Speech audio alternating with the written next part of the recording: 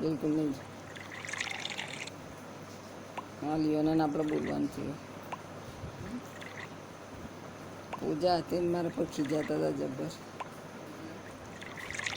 એટલે એમ કહેતા હતા કે પેલું ટોકું ભર. અરે ટોકામાંથી પાણી લે અમુક આવશે તો પાઇપ લઈ લીધું એટલે ઈવનથી તો આ રેણુકાબેનનું કામ કરે.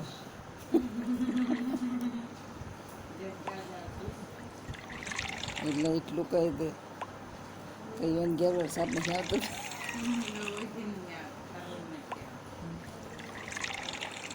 ઈવન બાપડો ને મફત કેલ બાલ્યા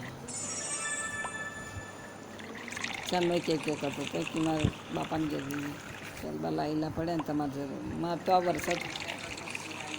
હા